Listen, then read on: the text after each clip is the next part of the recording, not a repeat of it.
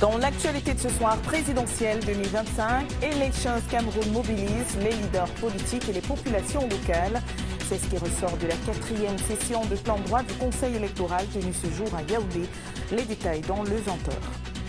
Et toujours dans le sillage de la présidentielle 2025, nous allons marquer un arrêt pour présenter le bilan du président Paul Biya, candidat à sa propre succession. Quels sont les points saillants qui pourraient convaincre les Camerounais de lui renouveler leur confiance le 12 octobre prochain? Des réponses dans cette première partie. A tout de suite pour le développement de l'actualité.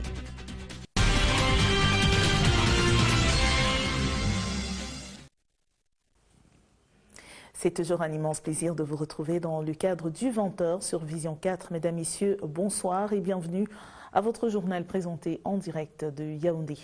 Et nous allons démarrer cette première partie par le Palais de l'Unité qui a accueilli ce jour une importante délégation de chefs traditionnels venant de la région de l'Ouest Cameroun. Dans le cadre des consultations préélectorales, ils ont été reçus par le ministre d'État, secrétaire général de la présidence de la République, le compte-rendu de Serge Bilinga. Alors que le rythme des consultations s'accélère au Palais de l'Unité de Yaoundé, 24 heures seulement après la réception des imams venus des 10 régions du pays, c'est une forte délégation de chefs traditionnels de la région de l'Ouest qui a franchi les grilles de la présidence ce mardi. Au total, 42 gardiens du pouvoir ancestral, conduits par le chef Bafou, ont pris place dans la salle. Parmi eux, le tout nouveau sultan des Bamoun, représentant de l'ensemble des chefferies Bamoun. Leur mission, réaffirmer leur attachement au président de la République ainsi qu'aux valeurs qu'il incarne en vue de l'élection présidentielle du 12 octobre prochain.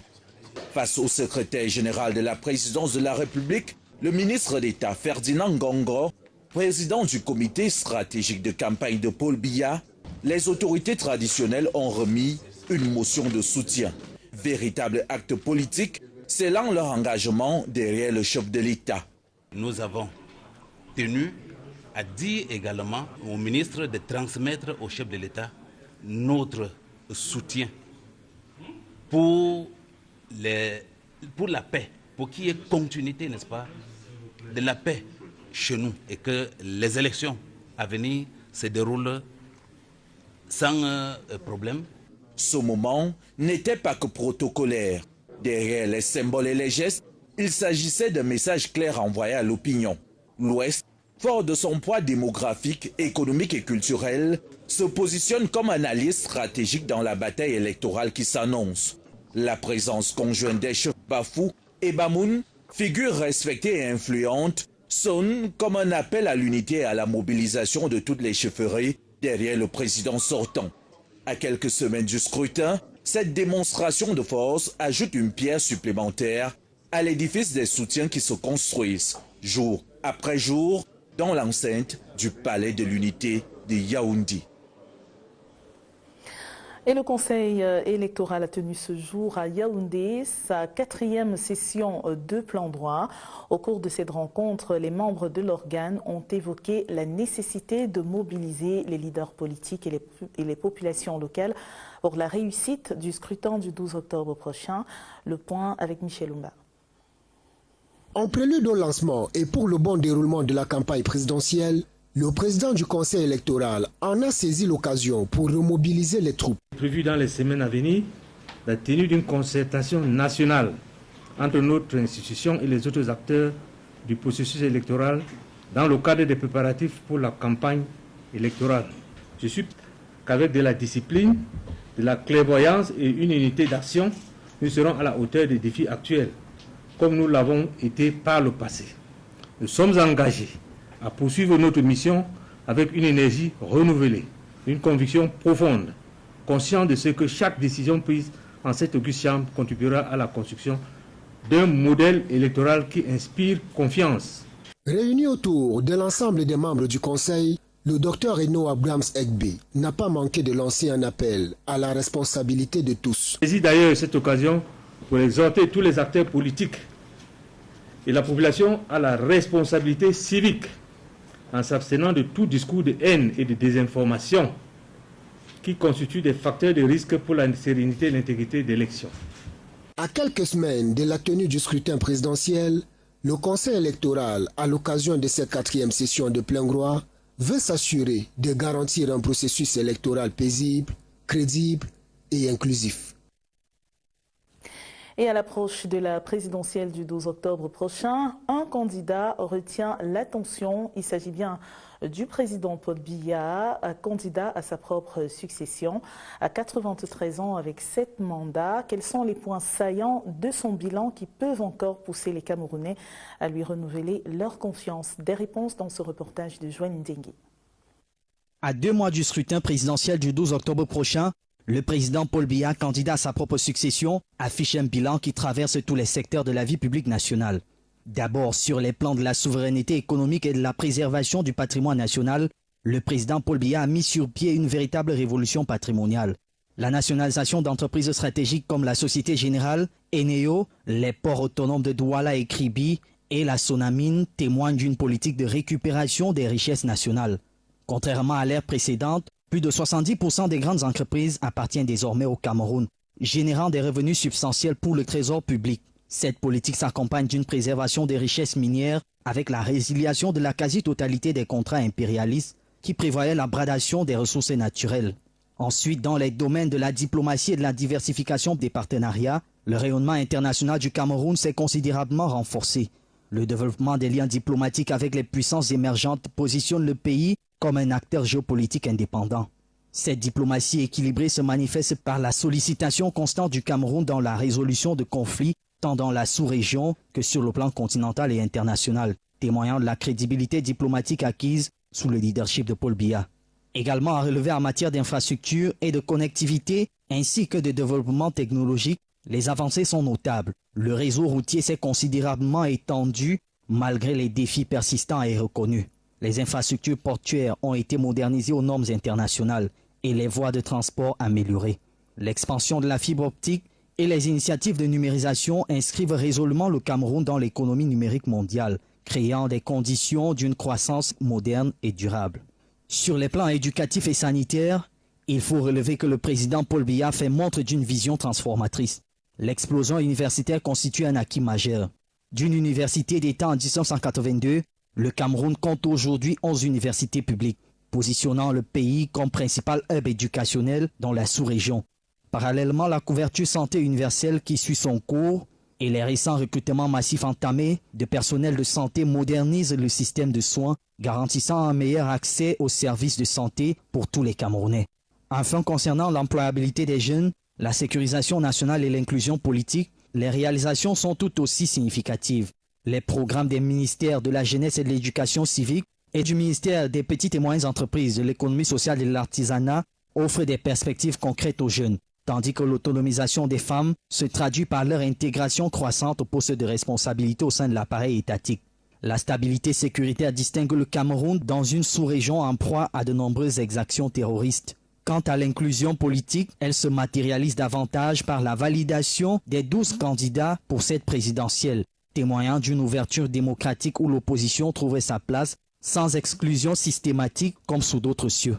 Ces 10 axes majeurs constituent en n'en point douter un argumentaire solide capable de guider le choix de l'électeur le 12 octobre prochain, un choix d'un leadership constant qui mènera le Cameroun à bon port dans le cadre de l'émergence escomptée à l'horizon 2035.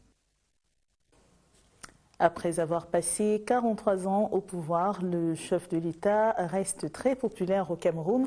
Nous vous proposons de percer ce mythe pour comprendre la légendaire longévité politique de l'homme qui reste le candidat du peuple. Le regard de Pibre Nomba.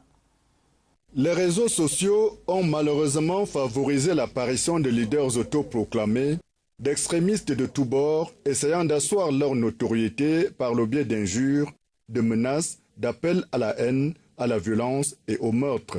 Cette phrase contenue dans un tweet du président montre d'une part la distance entre le virtuel et les réalités palpables du terrain, et d'autre part la relation que le chef de l'État veut intime, profonde et responsable avec le peuple.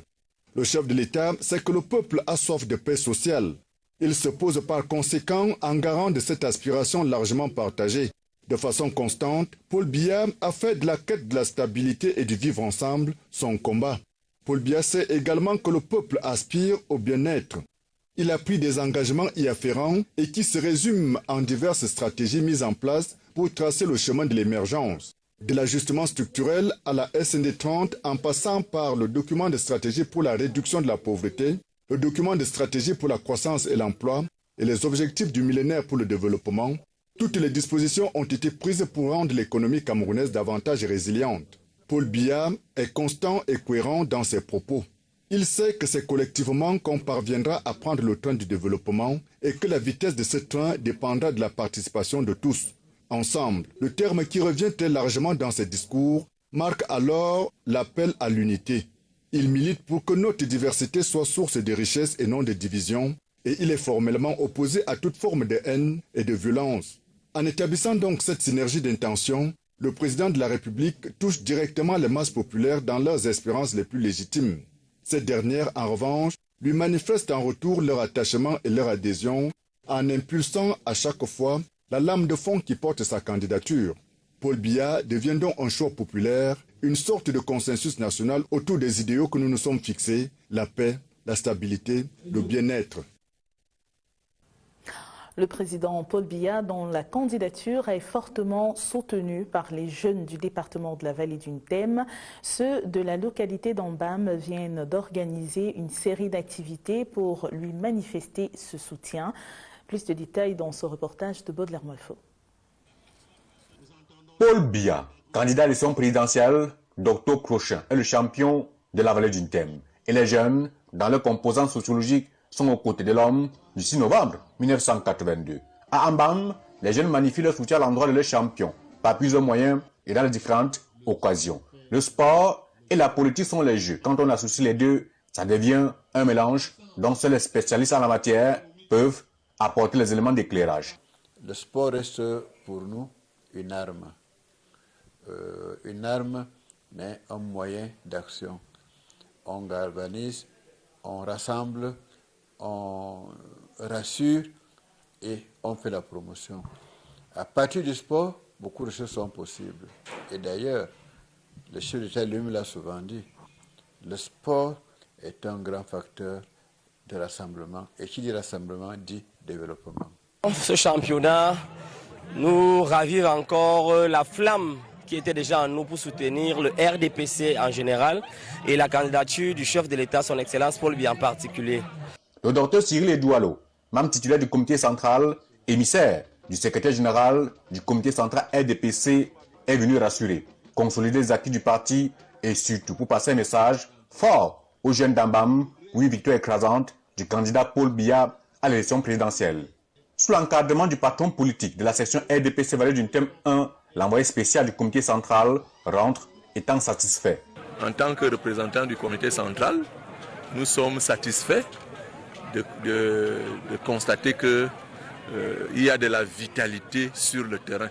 L'enthousiasme des jeunes, des militants de RDPC dans la vallée du Ntem, c'est déjà une façon de montrer leur présence, leur enthousiasme et leur engagement en soutien au candidat, son Excellence Paul Biya, pour lui apporter un vote consistant, un vote massif, enthousiaste, franc à l'élection présidentielle du 12 octobre.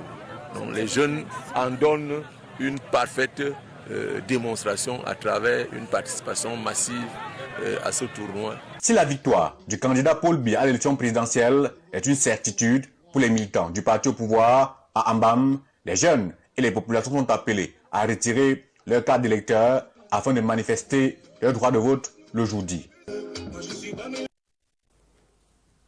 Après la politique, un regard économique dans ce journal, et c'est avec cette signature de convention qui a eu lieu ce jour à Yaoundé entre le Cameroun et la BDEAC.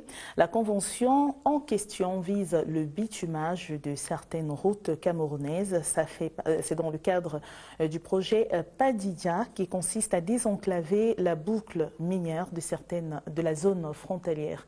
Les détails de Kevin Diega. C'est un nouveau vent qui s'apprête à souffler pour les axes routiers de l'Est et du Sud. Longtemps dégradés, les tronçons Ekong, Bembis, 42 km et Abomba, Lomier, 122 km vont enfin passer au bitume. Le gouvernement, via le Minepat et la Banque de développement des États de l'Afrique centrale, ont scellé ce 12 août un accord de financement en présence du président du conseil d'administration, de la BDAC, le ministre Lupo Motazeu et du président de la commission de la CEMAC, Bataza Ngongan. Le projet, manifestement, est un projet très important pour le gouvernement du Cameroun. Et c'est pour ça que j'ai signé tout à l'heure que nous l'avons instruit au niveau de la BDAC en très peu de temps. Ça nous a pris à peine 11 mois entre le moment où le gouvernement a déposé le dossier et le moment où le conseil d'administration l'a approuvé. Donc c'est pour ça que nous voulons dire que c'est un projet qui est très important pour nous et nous sommes au cœur de nos missions, qui est de l'accompagnement des États auprès pour leur projet de développement économique et social. D'un coût global d'environ 142,5 milliards de francs CFA, ces deux projets routiers sont cofinancés à hauteur de 99,85 milliards de francs CFA par la BDAC et de 42,5 milliards de francs CFA par l'État du Cameroun. La construction de ces routes et des infrastructures connexes s'inscrit dans le cadre des activités du PADJIDJA.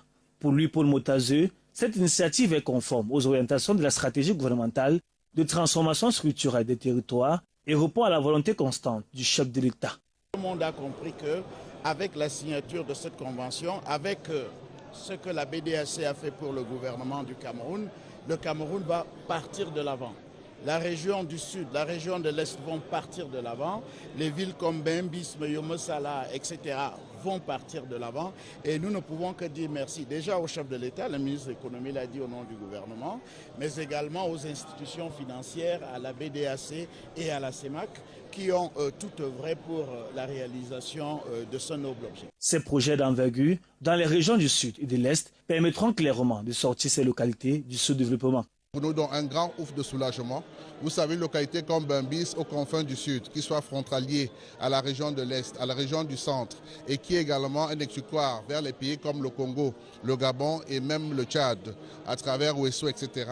Vous comprenez donc que c'était important pour nous de savoir que la route va avoir le... Dans sa politique d'émergence à l'horizon 2035, le gouvernement camerounais a lancé plusieurs grands projets structurants, dont le PADJIDJA, qui cible la boucle minière du Dja et sa zone frontalière. Le volet routier du programme vise à désenclaver les régions de l'Est et du Sud, faciliter l'évacuation des produits miniers et agricoles et renforcer l'intégration régionale avec les pays frontaliers du Congo, de la SCA et du Tchad.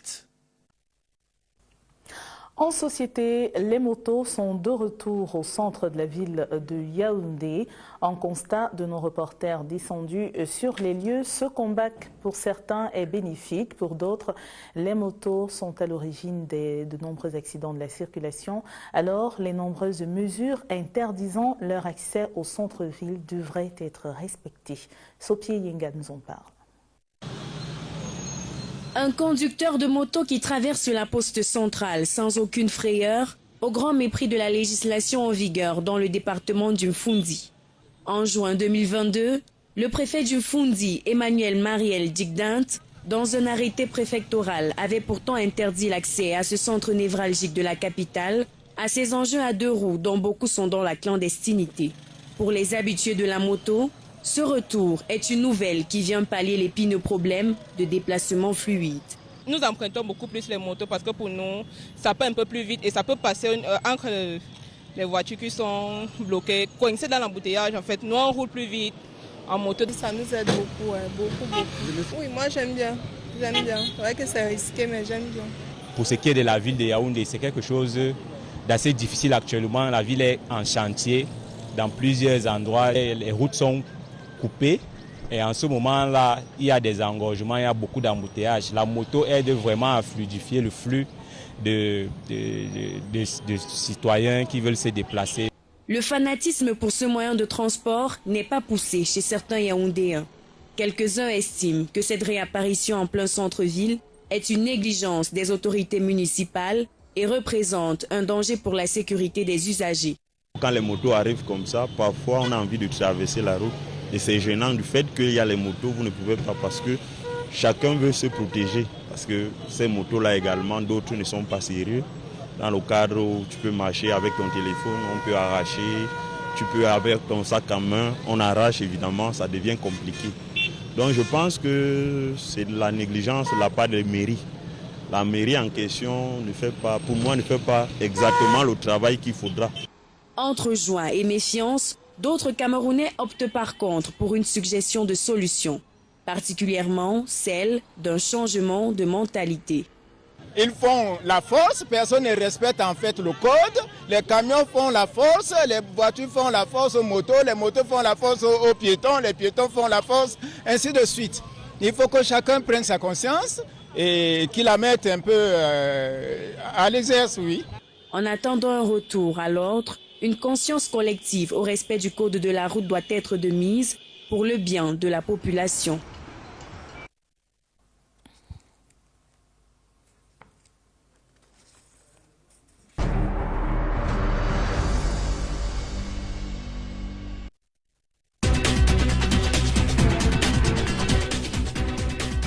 La suite de ce journal en diplomatie, l'on s'intéresse à cette audience entre le pape Léon XIV et le président de la 79e Assemblée générale de l'ONU, le Camerounais Philémon Yan.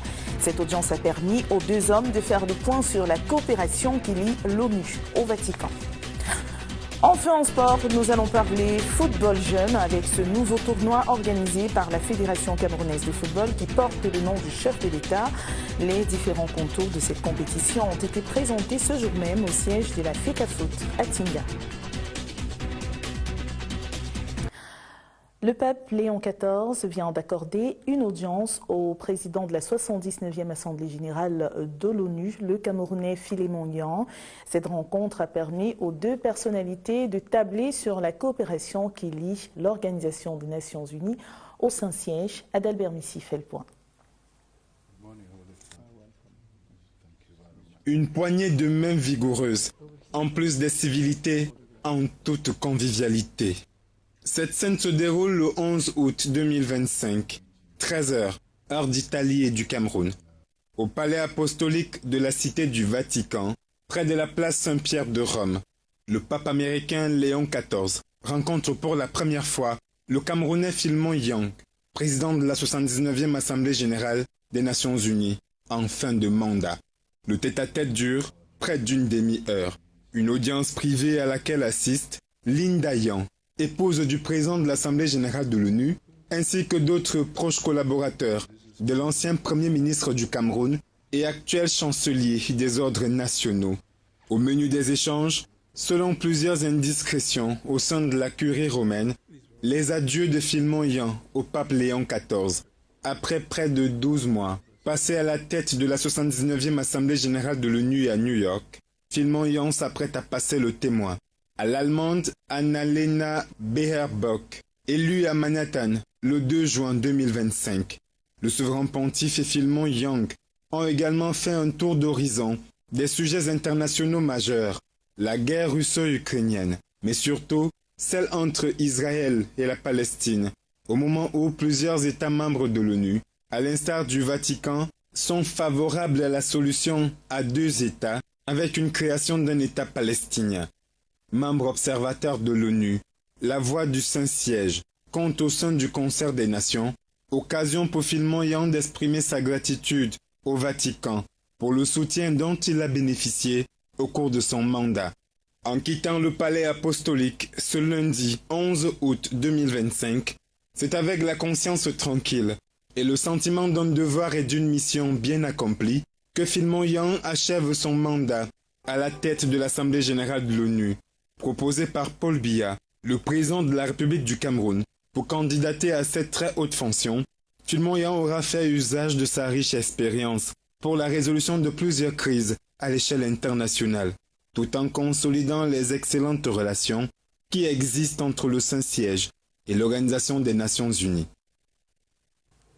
Nous restons en diplomatie, direction le Burkina Faso où le président Ibrahim Traoré vient de recevoir les ambassadeurs des Pays-Bas et d'Égypte arrivés en fin de séjour à Ouagadougou. Le président du Burkina Faso a réaffirmé sa volonté de renforcer la coopération entre ces deux pays et le sien. Les détails de Lorraine Medois. Après avoir passé respectivement 2 et 4 années à la tête de leur représentation diplomatique, les ambassadeurs des Pays-Bas et d'Égypte en fin de mission au Burkina Faso viennent d'être reçus par le président Ibrahim Traoré. Cette audience d'adieu a permis aux diplomates de dresser le bilan des relations bilatérales entre leur pays et le Burkina Faso, tout en réaffirmant leur souhait de voir ces liens se renforcer à l'avenir. Je suis satisfaite avec le bilan.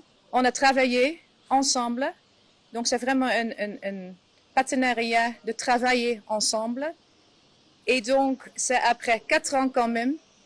Quelquefois, le résultat prend du temps, mais je suis très contente quand même qu'on peut voir qu'il y a maintenant 4 centrales énergie solaire qui étaient financées par les Pays-Bas. La relation bilatérale entre le Burkina Faso et l'Égypte est une relation exemplaire, excellente et forte, une relation historique. Au terme de leur mandat, les émissaires égyptiens et néerlandais ont exprimé leur volonté d'élargir la coopération à d'autres secteurs clés, notamment la santé et les infrastructures au bénéfice des populations. On est en train de faire une construction de 2 hôpitaux de district dans le domaine de santé, donc, et qu'on attend toujours aussi la construction de l'hôpital universitaire à Fada. Le président du Faso a de son côté salué l'appui constant de ses partenaires tout en soulignant la nécessité de poursuivre cette coopération sur de nouvelles bases en tenant compte des priorités nationales actuelles. Du côté de la Guinée-Conakry, cette visite inopinée du général Mamadi Doumbouya au Premier ministère et au ministère de l'Enseignement supérieur ce mardi. Le chef de l'État est allé s'enquérir de l'évolution des travaux ou alors de certains dossiers de la République. Viviane Molo pour plus de détails. Comme une ferveur de campagne électorale, c'est le ton avec lequel les populations de Kaloum ont salué cette visite inopinée du général Mamadi Doumbouya. Après sa randonnée pédestre habituelle, le président guinéen s'est rendu sans prévenir au ministère de l'Enseignement supérieur où il a participé à la validation de la feuille de route du président du Conseil des ministres du CAMES aux côtés de Alpha Bakar Bari, ministre de l'Enseignement supérieur et des membres du secrétariat exécutif du CAMES. Fortement ovationné sur son trajet, le chef d'État guinéen s'est ensuite rendu à la primature où il a trouvé le Premier ministre Amadou Ouriba en poste.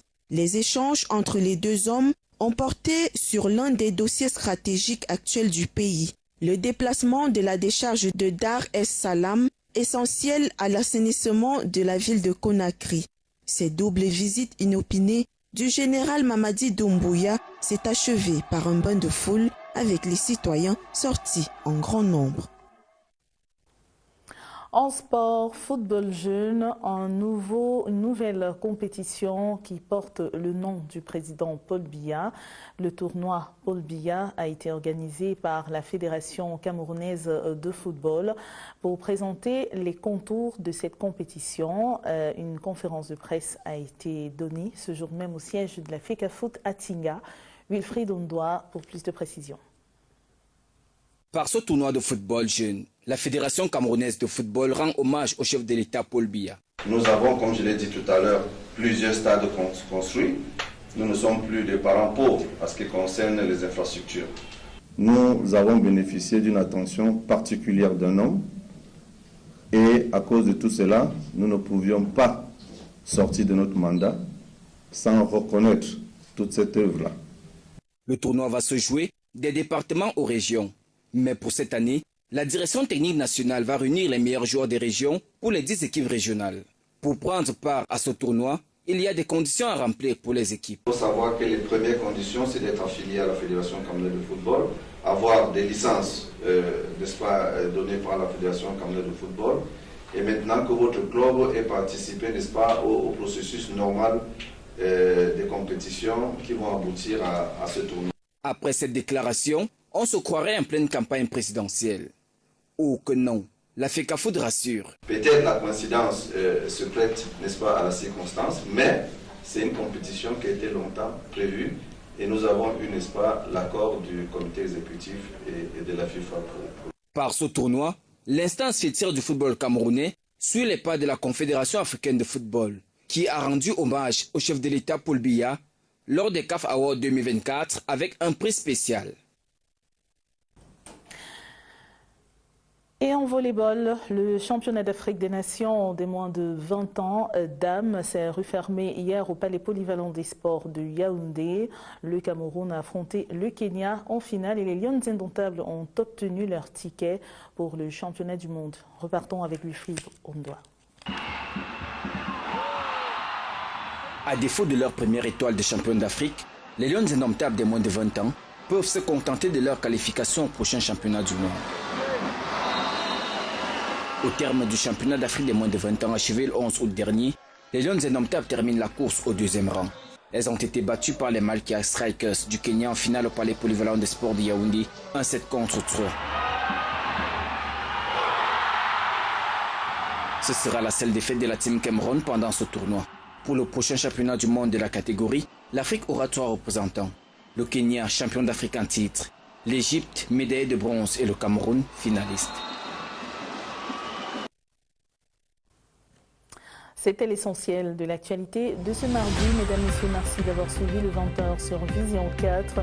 Je vous quitte avec l'immense plaisir de vous retrouver demain 20h, s'il plaît à Dieu. Bonsoir à tous.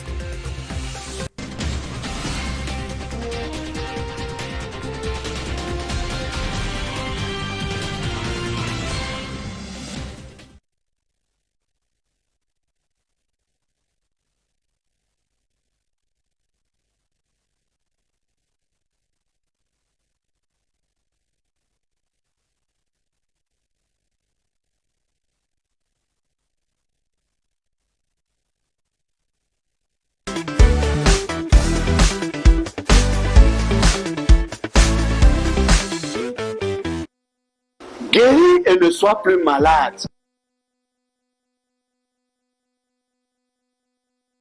Tu n'es pas venu dans ce monde pour un séjour de maladie ou un rendez-vous avec la mort précoce. Ne pas connaître le docteur Benga Dewa est un terrible malheur, surtout si tu souffres d'un problème de santé au quotidien. Je suis votre humble serviteur, le docteur Benga Dewa, unique et authentique. Ne me confondez pas, cela vous coûte très cher. Le docteur Benga Dewa est le fils aîné biologique de l'emblématique patriarche de la médecine africaine, le docteur Dewa, qui a animé cette scène pendant plus de 50 ans. Ils ont pratiquement installé toute une médecine qui a résisté à l'épreuve du temps. Tu ne peux pas me connaître et être encore malade. Je suis né et grandi dans le contexte de la médecine. J'ai fait la médecine depuis ma naissance. J'ai consulté pas moins de 3 millions de patients. Pour chaque cas de maladie que j'aborde, j'aurais reçu pas moins de 100 000 de personnes que j'ai soignées avec des résultats et de réussite. Alors, pourquoi ne pas choisir le docteur Benga Dewa? Il s'agit ici du vrai docteur Benga Dewa et non cette panoplie d'enfants des ténèbres qui profitent de son nom pour embrouiller la population. Si vous êtes avec le docteur Benga Dewa, vous êtes sans doute en santé. Renseignez-vous pour ceux qui connaissent le docteur Benga Dewa, le vrai et non les noms qui tournent autour de ceux qui se disent être ses frères ou ses sœurs. Non, le docteur Benga Dewa ne se plie devant aucune maladie, quel qu'en soit le nom, l'ampleur ou la durée de la maladie. Le docteur Benga Dewa a toujours son mot à dire. Découvrez la clinique centrale panafricaine de la santé du docteur Benga Dewa, un pionnier de la médecine alternative dédié au bien-être et à la guérison. Spécialisé dans le traitement des maladies telles que les maladies vénériennes, le mal gastrique, la faiblesse sexuelle, les hémorroïdes, l'hypertension, le paludisme, l'hépatite, la typhoïde, l'empoisonnement et bien d'autres encore. Témoignages national et international à l'appui, le docteur Benga Dewa offre une gamme de traitements rapides et ultra efficaces pour une meilleure assurance santé. Grâce aux produits naturels, à l'instar de la gamme Action Rapide, composée du Special Mobis, du Multipurpose Health Food, l'antiparasite, ou encore le skincare, le baume de massage, Bella Balm, le Tooth Care Powder, le Tooth Care Liquide. Nous avons entre autres le savon antiseptique